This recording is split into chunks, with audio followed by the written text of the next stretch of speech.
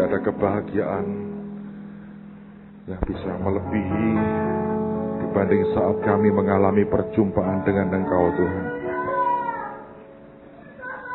Tidak ada yang lain yang kami rindukan dalam hidup kami lebih kecuali kami boleh menikmati Tuhan dalam hidup kami dan ada dalam pusat kehendak Tuhan yang sempurna. Tuhan, tolong kami, beri kami mengerti, beri kami mengerti. Terima kasih Tuhan, terima kasih. Engkau baik, Engkau luar biasa. Malam hari ini, sampaikan isi hatimu kepada kami. Buat kami mengerti Tuhan. Demi nama Tuhan Yesus. Dan semua kita berkata, amin. Silakan duduk, saudara. Kita punya Tuhan yang luar biasa. Musa sudah tidak menangis lagi. Tadi pagi 6:30 saya sampai di sekolah. Saya ngomong dengan Pak Hasto, saya mau cari Musa. Saya jalan ke belakang. Saya lihat di luar tidak ada. Saya lihat di kelas. Saya ketemu Musa Al-Fateh, saudara. Saya lihat kakinya dulu. Dia tidak menangis lagi. Ada sepatu yang dia pakai bagus sekali. Dengan kaos kaki ajaib hijau muda. Dan dia lagi main mobil-mobilan dengan Doni, saudara. So hari ini saya beritahu Musa tidak menangis lagi. Ada banyak hal, saudara. Kalau Anda melihat akan kenyataan di sekitar kita, kalau ada sentuhan sedikit saja mungkin, yang kita bisa ulurkan untuk membantu mereka yang terpuruk, menolong mereka yang tidak berdaya, dan memberikan sesuatu yang segar bagi jiwa yang kering dan nyaris pecah dan retak. Saya beritahu saudara, ini ajaib sekali. Tuhan akan membuat sesuatu yang ajaib lewat kehidupan kita. Kita mungkin tidak bisa berbuat terlalu banyak, tapi dari sedikit yang kita bisa, hasilnya pasti luar biasa. Ajaib. Ajaib sekali. Saya menikmati setiap hari dengan Tuhan. Saya lihat semua yang terjadi. Saya berkata, Tuhan, Engkau luar biasa. Engkau luar biasa. Tadi sore saya lihat beberapa kelompok dari anak-anak itu selesai masa orientasi sekolah. Mereka buat performance, pertunjukan. Dan ada kelas yang full English program itu yang untuk SMA 1. Anak saya di situ main jadi Tuhan. Saya bilang kalau Tuhan kayak begini, aku agak segan menyembahnya sebetulnya. Tapi kelas itu membuat acara dengan tema creation, ciptaan. Bagus sih, idenya bagus banget. Mereka bentangin kain hitam, terus mereka kasih narasinya. Hari pertama Tuhan menciptakan, pertama semua kelam kabut, maka roh Allah melayang-layang. Ada burung merpati, terus anak saya jadi Tuhan jalan begini. Aku bilang, Tuhan kok kayak ngono iki piye? Ya loh, pakai selendang kuning di sini. Tadinya separuh pakai rok, pakai jubah. Dipakai keliru, tangan masuk ke kepala, jadi akhirnya nggak keburu waktunya. Lepas jubah, kasih selendang kuning, itu gambaran Tuhan melayang-layang. Coba lihat begini. Tuhan kok kayak ngono to? Yo aku bilang. Saya selesai itu saya panggil. Itu loh kalau Tuhan makannya babat gongso kayak begitu. Ketawa. Tapi idenya bagus. Dan mereka buat sebuah accident kecil. Mereka berkata, pada hari yang ke-7. Salah katanya. Tuhan menciptakan, salah. Hari ke-7 Tuhan tidak menciptakan apa-apa. Tuhannya tidur, Tuhan istirahat. Tapi menarik saudara, lihat anak-anak itu dengan segala macam gayanya. Kadang-kadang kita tidak pernah bisa menyangka ya, satu ketaatan sederhana itu bisa menggerakkan begitu banyak hal. Saudara, ada hamba Tuhan yang pernah khotbah dan dia khotbah bagus. Dia pernah berkata, saya dan Tuhan adalah mayoritas. Anda satu orang dan Tuhan itu sebetulnya mayoritas. Satu orang dengan Tuhan itu mayoritas. Anda boleh punya banyak orang tanpa Tuhan, saudara minoritas. Karena penentuan banyak hal tergantung dari apa yang Tuhan mau. Dan seringkali dia hanya membutuhkan sebuah ketaatan saja. Tapi bukan ketaatan yang oleh karena sekedar komitmen, lalu kau berkata, ya sudahlah apapun aku akan kerjakanlah, pokoknya aku mau taat. Bukan sih. Tapi ketaatan yang lahir oleh karena ada passion. Ada gairah dalam hidup kita. Ada gelora dengan Tuhan yang berkata, aku mau sukakan hatinya. Apapun yang dia mau, aku akan lakukan. Nah, saudara akan mengerti itu ajaibnya luar biasa.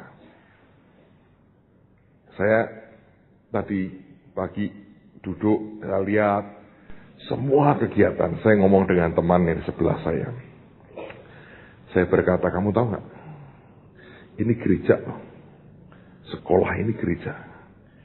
Dan kamu pegang sekolah, kamu dalam satu hari punya lebih dari 1.000 jemaat. Plus orang tuanya, plus omanya, plus sopirnya, plus mbak-mbaknya. Itu saya berkata, itu kamu openi, ini jemaat langsung gede. Lalu kemudian saya ngomong begini, bayangin ya. Cobalah dari semua aspek. Satu kata Tuhan yang berkata, buka sekolah. Lalu kita jadi orang yang cukup gila untuk berkata, ya kita kerja ini. Wah itu mujizat saudara. Itu aneh. Saya sampai sekarang masih tidak bisa membayangkan bahwa itu sebetulnya aneh banget loh. Dan Anda coba pikir ya. Jalan arteri itu tadinya dipadati oleh 2 sekolah. Ada Tritunggal dan Krisna Mitra. Kalau dari Kalibanteng berakhir di situ, mencar di 2 tempat. Hilang. Tapi sekarang kalau pagi, berapa lagi itu, berapa puluh, mungkin 100 lebih mobil, motor lewat situ setiap hari. Dari sisi itu Anda ngerti, ada kehidupan bergerak. Coba Anda hitung nilai ekonomisnya. Tiba-tiba Anda narik membuat sebuah kehidupan di tempat yang tadinya lengang sepi dalam sekejap penuh dengan dinamika. Saya lihat Tuhan, saudara. Itu cara Tuhan. Pada mulanya semuanya chaos. Dia tata, dia buat bagus, dia taruh orang, dia buat rame. Nah, saya pikir dalam hidup kita juga sama. Satu ketaatan, saudara, akan menghasilkan sesuatu yang ajaib dalam kehidupan kita. So, saya berdoa kita jadi orang-orang yang taat. Bukan terpaksa taat karena komitmen buta. Tapi kita punya passion. Kita punya gairah. Kita punya gelora. Kita berkata, Tuhan mau ini. Aku ngerti Tuhan apa yang kau mau. Untuk kesana seringkali memang susah jalannya. Tapi apapun lah. Kalau itu engkau yang mau. Aku akan kerjakan. Dan pada waktu saudara bisa nangkep itu. Anda lakukan persis seperti yang Tuhan mau. Sekitar Anda akan berubah. Kehidupan itu akan nyata. Bukan hanya semata-mata soal pelayanan. Tapi dalam pekerjaan, dalam bisnis, dalam karier saudara itu sama. Karena Tuhan bisa memberikan kepada kita begitu banyak variasi ide yang luar biasa. Tidak bisa habis. Tiap kali bisa keluar ini, keluar ini, keluar ini. Dan tidak akan pernah bisa habis. Saudara, kalau itu yang jadi andalan kita, hidup Anda akan berbeda. Saudara akan menyentuh banyak hal dalam hidupmu. Dan sentuhan itu akan tiba-tiba menghasilkan kehidupan yang luar biasa. Saya berdoa, saudara bisa tangkap itu dengan hatimu. Ajaib sih. Dulu kita nyanyi lagu History Maker. Saya pikir kita semua sudah melakukan sebuah langkah bersejarah buat sekolah 6 bulan, saudara. Ada satu orang, dia bukan anak Tuhan, belum anak Tuhan lah. Dia itu ikut ngerjain beberapa bagian dari sekolah. Tadi ada yang telepon cerita ke saya. Ini orang ngomong ngakak-ngakak, bingung lihat kita. Dan kemudian dia ngerasani di belakang. Istilahnya kurang enak sih, tapi ya dia belum anak Tuhan ya. Dia tidak punya istilah bahasa yang lebih baik dari itu yang dia ngerti. Dia itu cukup ngikuti kita dari sejak awal Holy Stadium berdiri. Dari sejak awal. Dan waktu kita mulai mancang awal-awal itu, dia ngerti, dia ikuti semua. Kemarin saya makan di Tanah Mas itu, omnya yang punya restoran ngikuti semua perkembangan. Bingung saya, saudara. Itu kok ngerti semua sih? Ajaib sekali. Tapi orang ini kan belum anak Tuhan. Dia ngomong begini sama istrinya. Itu ya pendetamu itu katanya. Itu pasti seorang dukun sakti pengganda uang. Kok hihi piye yo? Lebih kayak menyan dan kembangan repot, saudara. Jadi begini, loh, aku tidak menghina. Tapi ini pengamatanku. Ini sudah model dukun pengganda uang dan talk share ini.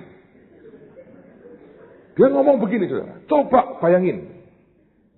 Waktu mancang itu yang datang kebaktian kira-kira nggak sampai 3.000 orang. Bagaimana mungkin? Katakanlah 4.000 lah. Atau 3.000 dia bilang. 3.000 bisa ngumpul duit dengan janji iman 21 miliar. Nah itu berarti per orang berapa rata-rata? Berapa Thomas? Aku rodok bodoh matematika. 21 miliar dibagi 3.000 berapa? 7 juta ya? Hah? 7 juta atau 100 juta? 700 juta ya enggak ya, 700 juta kali 3 2,1 70. Sing genah 7 kan? 2. Awang ngitung ora iso kok golek duit. Kita ini orang-orang aneh, hitung-hitungan begitu aja nggak bisa kok minta diberkati. 7 ya? Bener ya? Saya percaya Anda loh. Ini direkam aku bilang 7 ternyata keliru. Salah bersama loh ya. 7. Dia ngitung begini. Bayangin ya, itu sebagian besar orang-orang muda, keluarga muda. Dalam setahun mereka suruh ngasih 7 juta rata-rata. Gak mungkin. Nah tapi kenyataan itu gedung jadi. Bingung lah dia bilang. Ini level dukun pengganda uang ini. Waduh. Saya tersanjung atau harus tersinggung. Saya nggak jelas saudara dengan itu. Lalu kemudian dia kan ikut urusan. Dia waktu beberapa hari sebelum sekolah dimulai. Karena dia kan ngerjain beberapa bagian. Dia ngomong begini. Gak mungkin selesai, gak mungkin. Nanti lihat waktunya sekolah tuh gak ada ini barang punya. Gak mungkin. Yang kayak buripkah. Hari apa ya? Stres. Jumat stres berat. Senin sekolah masih kayak begitu. Nggak ada semua. Memang baik sih Tuhan buat seseorang stres lalu bertindak dengan kekuatannya untuk berbuat banyak hal. Tapi waktu sampai Senin dia lihat bahwa hampir semua siap. Bingung dia. Dia bilang, waduh, kok bisa ya? Nah, saya kan juga nggak ngerti, saya di Australia, cuma dilapori beres, baik, sudah hampir siap, sambil stres ternyata saudara. Tapi saya lihat Tuhan sih. Saya lihat Tuhan. Asik juga sih saudara, kalau Anda diperintahkan buat sesuatu yang membuat Anda kecepit, itu bagus loh. Sampai kecepit gak berdaya, Tuhan, pertolongan datang saudara. Dan mujizat dinyatakan. Jangan cari gara-gara lah saudara ya. Tapi ada kalanya Tuhan bertindak dengan cara begitu. Tapi di luar semuanya saya berkata begini. Yang paling dasar, tetap jagai hatimu. Oke? Mari kita teruskan, kita belajar sedikit dari firman Tuhan lagi. 1 Samuel pasal yang ke-16 sekarang. Lihat pada ayat yang ke-14 sampai dengan ayat yang ke-23. 1 Samuel 16 ayat 14 sampai dengan ayat yang ke-23. Tetapi roh Tuhan telah mundur daripada Saul, dan sekarang ia diganggu oleh roh jahat yang daripada Tuhan. Nah, istilah ini banyak membuat orang bingung, roh jahat kok dari Tuhan. Tapi sebetulnya ayat ini mau berkata, bagaimanapun, roh jahat ini kan bekas malaikat. Dan tetap kan tadinya dari Tuhan. Jadi bukan dalam pengertian Tuhan ngirim roh jahat, bukan. Lalu berkatalah hamba-hamba Saul kepadanya, ketahuilah, roh jahat yang daripada Allah mengganggu engkau. Nah, orang itu kalau terganggu roh jahat, dia sendiri kadang-kadang tidak sadar sedang terganggu roh jahat. Dia pikir sedang mengganggu roh jahat, saudara. Tapi tidak, dia sedang diganggu roh jahat, dia nggak sadar. Lalu hamba-hambanya ngomong, kamu tuh diganggu roh jahat. 16. Baiklah Tuanku menitahkan hamba-hambamu yang di depanmu ini, mencari seorang yang pandai main kecapi. Apabila roh jahat yang daripada Allah itu hingga padamu, haruslah ia main kecapi, maka engkau merasa apa? Nyaman. Aneh nih. Roh jahat kok diiringi lagu. Ya toh, diiringi musik itu gimana? Tapi itu ide mereka waktu itu, mereka berkata, ya cari main kecapi. Oke. Nanti kita akan lihat kenapa bisa seperti itu. Berkatalah Saul kepada hamba-hambanya itu, carilah bagiku seorang yang dapat main kecapi dengan baik, bukan dengan fals, bukan dengan nada yang sumbang, yang dengan baik, dan bawalah dia kepadaku. Lalu jawab salah seorang hamba itu, katanya, sesungguhnya aku telah melihat salah seorang anak laki-laki Isai orang Bethlehem itu yang pandai main kecapi. Daud itu bukan hanya pemain yang baik, tapi dia pandai main kecapi. Ia seorang pahlawan yang gagah perkasa. Dia bukan artis, saudara. Dia pahlawan. Seorang prajurit yang pandai bicara. Prajurit itu pandai memainkan pedang. Tapi juga dia pandai bicara. Dia pandai bersilat lidah. Dia pakai pedang silatnya dan silat pakai lidah. Komplit banget. Elok perawaannya. Menurut saya ini calon selebritis yang luar biasa. Dan apa? Tuhan menyertai dia. Saudara, saya ini punya beberapa pengalaman rohani. Saya itu pernah beberapa kali mimpi, dan di dalam mimpi itu saya ketemu dengan orang-orang tertentu yang ditulis di Alkitab. Ketika acara di Cirebon yang sekian tahun lalu itu, saya mimpi ketemu Paulus. Lalu sekian waktu lalu, saya mimpi lihat Daud. Orangnya itu nggak terlalu tinggi, nggak terlalu tinggi. Dia punya ada brewoknya di sini, ya. Tapi nggak terlalu tinggi orangnya. Kalem banget. Bukan tipe orang yang kalem banget. Ajaib. Itu mimpi sih. Kalau ditanya, Bapak pernah salaman? Enggak, itu mimpi. Mimpi kan boleh-boleh aja toh. Ketemu Yesus, ketemu malaikat kan sah-sah saja.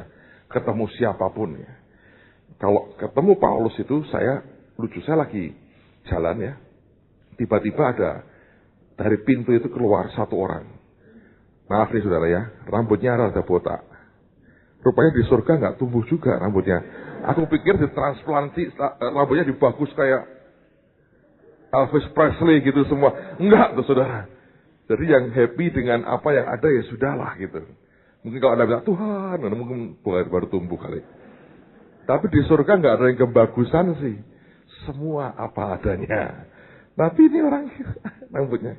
Dia turun ya. Dari dua trap itu dia turun. Saya masih ingat betul. Orang ini, saya kok tahu Pak Paulus. Saya ngerti yuk. Dalam mimpi itu kan, itu Paulus nih. Dia tepuk punggung saya gini beberapa kali. Dan dia berkata, mulai sekarang kamu rekan sekerja Kristus. Ada dua macam sih. Anda bekerja untuk Tuhan. Dan ada yang bekerja bersama Tuhan. Tahu bedanya? Bekerja untuk Tuhan. Anda ngabdi ke Tuhan. Bekerja bersama Tuhan. Anda tetap ngabdi ke Tuhan. Tapi engkau jadi partnernya Tuhan. Dan itu beda sekali. Saya terbangun. Itu ajaib.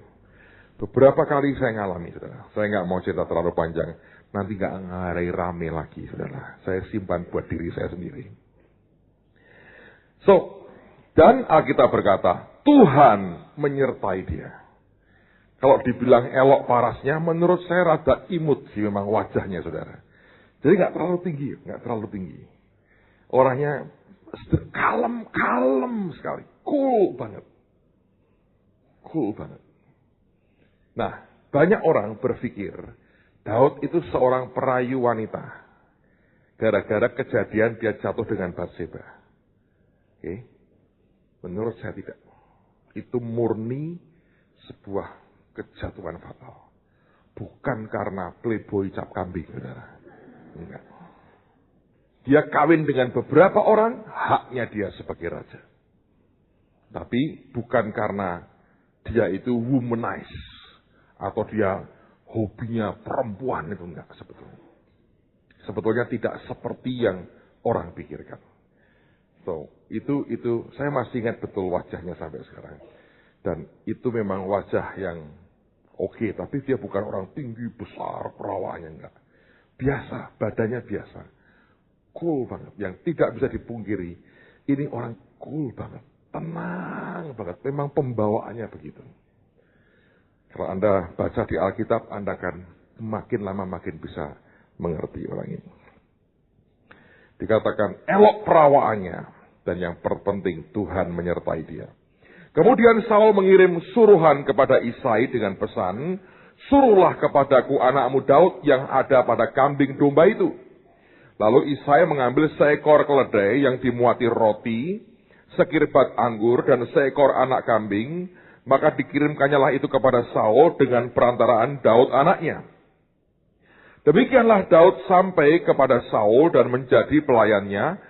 Saul sangat mengasihinya dan ia menjadi pembawa senjatanya. Sebab itu Saul menyuruh orang kepada Isai mengatakan, biarkanlah Daud tetap menjadi pelayanku sebab aku suka kepadanya.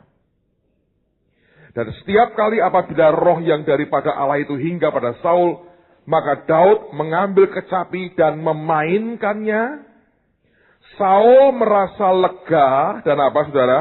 Nyaman, dan akibatnya roh yang jahat itu apa?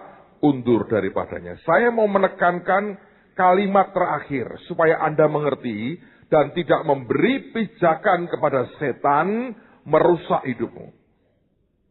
Alkitab berkata, setiap kali ketika roh jahat itu hingga pada Saul, Daud mengambil kecapi, jelas Daud lihat sesuatu yang berubah pada tuannya. Dia bilang, wah, setan ini.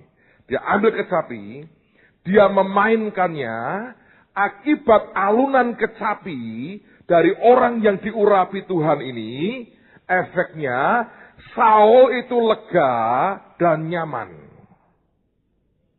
Orang yang hatinya bisa tiap kali lega dan nyaman, setan tidak punya pijakan untuk merongrong hidup saudara.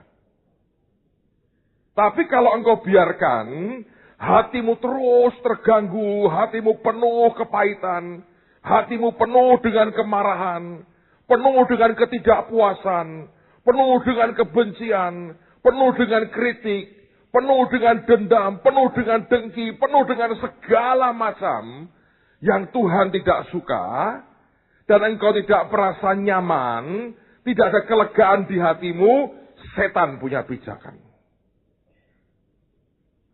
Makanya Alkitab mengatakan, Daud mainkan kecapinya, Saulnya lega, nyaman, baru rohnya pergi. Bukan kebalik. Banyak orang berpikir, rohnya pergi, baru kemudian dia lega dan nyaman. Bisa sih begitu, tapi kasus ini berkata, ketika dia lega, ketika dia nyaman, setannya pergi. Karena setan itu selalu masuk di hati orang yang penuh dengan kebusukan, penuh dengan kepahitan, penuh dengan kebencian, penuh dengan amarah, penuh dengan rasa frustrasi, penuh ketidakpercayaan, penuh iri hati, penuh dengan kritik kepada banyak orang, penuh ketidakpuasan, ketidakpercayaan. Di situ dia akan merongrong kehidupan kita. Tapi ketika kita ini hidup dalam kelegaan hati dan kemudian nyaman, itu yang luar biasa. Hari Senin kami pulang terbang dari Jakarta ke Semarang. Duduk di sebelah saya anak saya Samuel. Kaya banget saudara. Pramugarinya Garuda nawari surat kabar. Kan duduk bertiga gini. Penumpang di sana lagi ditawari ambil media Indonesia. Saya ditawari, saya ambil koran apa ya? Koran bahasa Indonesia lah pokoknya. Koran Tempo. Saya ambil koran Tempo. Si Sam ditawari The Jakarta Post. Keren. Saya pikir, oke. Saya nggak tahu apa yang dia baca, but The Jakarta Post. Saya bilang, wow. Keren. Yang situ media Indonesia, ini koran Tempo, anak paling kecil The Jakarta Post. Mungkin lain kali dia akan ambil The Wall Street Journal. Mungkin begitu kali saudara. Dia baca, dia buka. Saya nggak tahu dia baca atau dia pura-pura membaca. Serius sekali. Dan saya buka-buka koran yang saya baca. Tapi dia rupanya melirik yang saya baca. Dan ada judul begini. Orang yang pemalu dan pemarah paling banyak beresiko kena penyakit jantung dan stroke. Saya baca itu. Orang yang paling sehat, itu orang yang paling bisa menyerah dan rileks. Bahasanya Pak Yusak, gerinding wae. Itu gerinding wae itu membuat 350 cc darah di otaknya itu tidak koma, saudara. Tadi ada anak choir kita, tadi jam 6 dioperasi ya. Saya harap oke lah, saya doain oke. Dia jatuh di rumah, kos-kosan. Anda kenal namanya Rista di Elizabeth.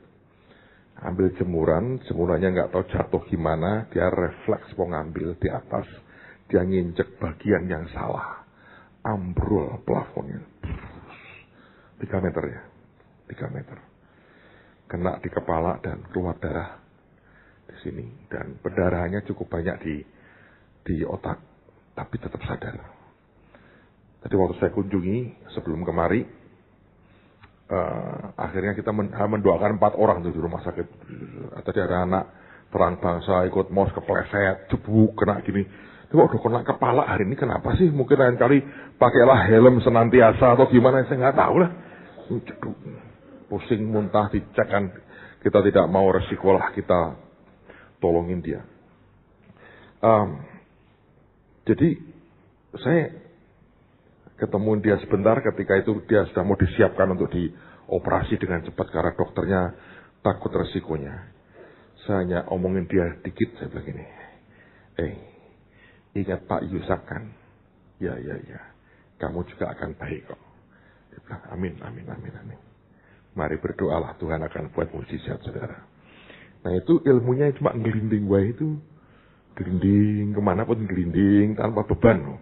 Sejujurnya susah, saudara. Kita lebih suka metenteng daripada gelinding wae. Nah, anak saya ngelirik gitu. Nah, dia berkata, waduh, Pak, bener ya? Ini penelitian. Nah, kamu pemalu nggak? Ya, kadang-kadang kalau sama cewek aku tuh malu-malu katanya. Nah, itu baguslah, jangan malu-maluin ya, aku berkata. Pemarah? Iya lah, jangan suka ngamuk-ngamuk. Kenapa? Serangan jantung dan stroke. Kadang-kadang saya kalau khotbah bisa ngelantur-ngelantur karena ingat banyak hal, saudara. Ada teman lucu sekali, ini orang lucu banget. Ingat stroke tuh. Stroke tuh karena kalau bahasa Chinese-nya apa? Pansui. Dia ngomong sama istrinya. Wo aini pansui. Bingung tuh. Artinya apa? Aku cinta padamu setengah mati, katanya. Kok bisa wo aini pansui? Lupakanlah itu, saudara. Banyak yang aneh-aneh. Tapi ini prinsip, saudara. Prinsip. Lega, nyaman, begitu. Setan itu akan sangat punya ruang gerak kalau yang di dalam hati kita ini tidak diberesin. Geraknya akan terus makin lama makin mengerikan kalau yang di dalam ini tidak diberesin. Daud waktu itu membuat lega dan nyaman, tapi hanya sebentar. Sebab akar persoalannya di hatinya Saul tidak pernah tuntas. Nah, kalau akar persoalannya dituntaskan, itu akan luar biasa. Cuman orang ini sudah ditinggal Tuhan. Dan begitu Tuhan meninggalkan dia, setan langsung terekam. Apalagi dia seorang raja yang bisa menyeret banyak umat pilihan Tuhan pada jalan yang salah. Dan memang dia lakukan itu. Saudara, tolonglah perhatikan hati kita masing-masing. Setiap kali Anda berhadapan dengan sesuatu dan membuat engkau mulai gelisah, mulai marah, mulai mau meledak, gak terima, sakit, engkau omongin jiwamu sendiri. Berkata, jangan beri pijakan kepada setan. Tengking, kebaskan, nyanyi kalau perlu. Teriak-teriak di kamar mandi. Ya kan? Balas Pak, di kamar, kekepi bantal, nyanyi yang kencang. Kebaskan pokoknya. Jangan biarkan itu bercokol terus di hidup kita. Dan ingat satu hal. Tuhan mereka-rekakan yang baik. Saya beri Anda sebuah pertunjukan menarik. Bisa dipasang di situ nggak? Coba tasku ini. Saya punya barang bagus sekali.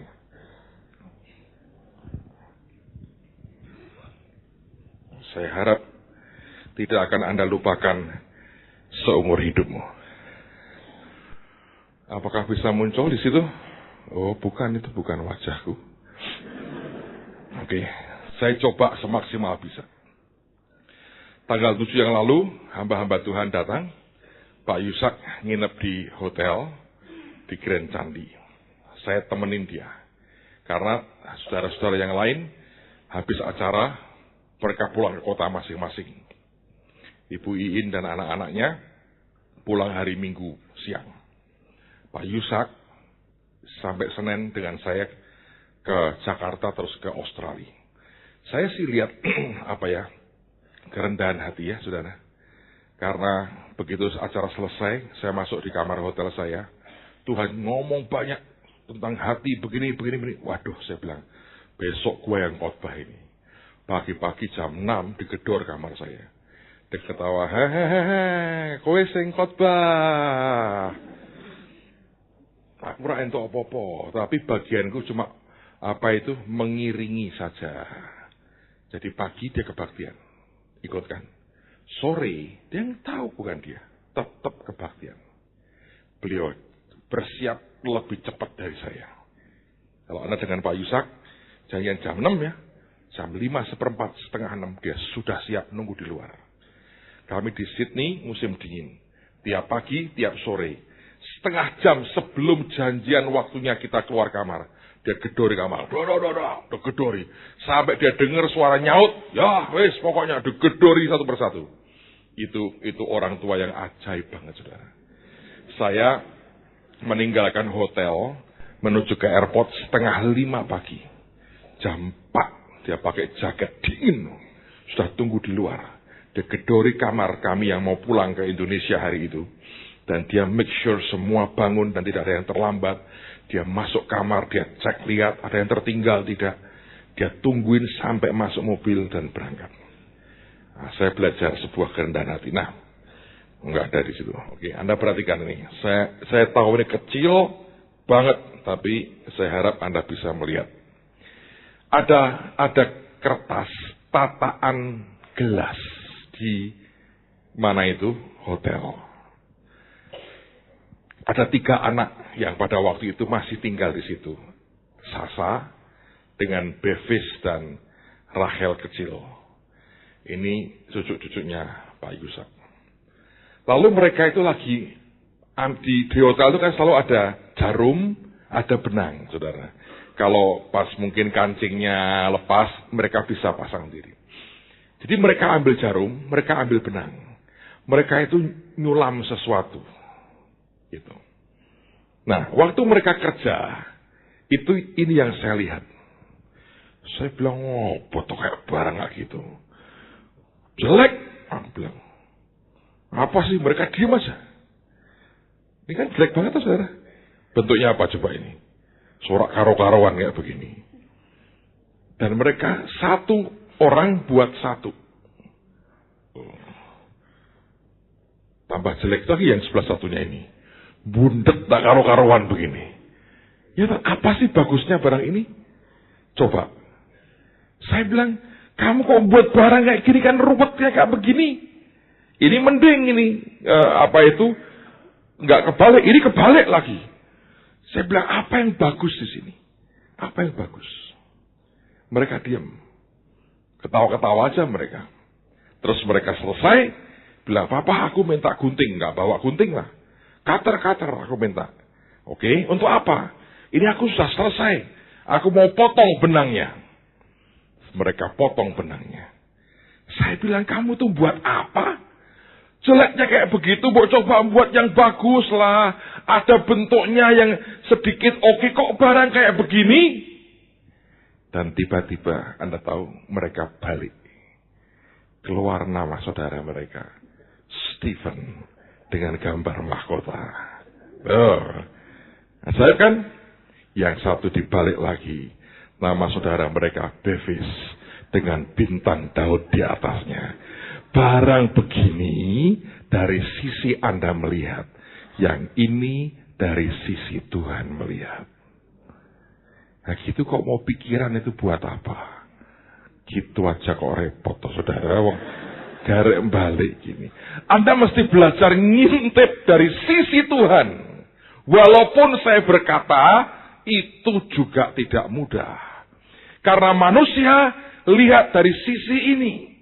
Dan Tuhan kalau kerja kan begini nih, kalau Tuhan kan di atas ya saudara ya. Tuhan di atas begini, dia bekerja kan begini. Oh, dia kerja begini kan nggak mungkin. Nah, dia bekerja kan begini. Anda kan di bawah. Anda melihat toh, ya kayak begini. Jelek banget. Seringkali proses hidup kita seperti ini. Jeleknya luar biasa, tak bermakna, seakan-akan kita berkata, buat apa kayak begini? Ini kertas kayak begini, tataan minum, gelas, ruwetnya seperti ini, kacau balau, mana coba bagusnya? Tapi ketika mereka balik, ada satu tulisan, simbol mahkota, dan waktu mereka balik yang satu, ada tulisan dengan bintang Daud di atasnya. Sekacau-kacaunya hidupmu, percayalah Tuhan pegang kendali. Dia lagi menyulam sesuatu yang indah. Mungkin engkau tidak bisa melihatnya sekarang. Tapi kelak ketika jadi, Tuhan berkata, sudah pol ngamuknya, sudah pol jengkelnya sama aku. Jelek Tuhan, bojo ngenyek Gusti Allah. Sebab aku buat sesuatu yang ajaib di hidupmu. Dan kemudian aku beri kamu mahkota. Aku beri kamu bintang Daud. Beautiful. Tuhan menjadikan semua indah pada waktunya. So biarlah hatimu lega dan nyaman. Sehingga setan ora doyan dan demit orang dulit saudara.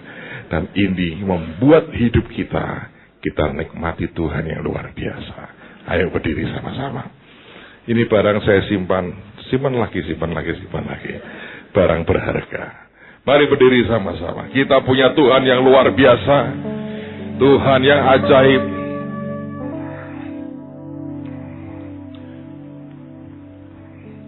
Apa ya lagu itu ya? Indah pada waktunya. Apa lagi? Lagu zaman tahun 30-an itu loh kita agak.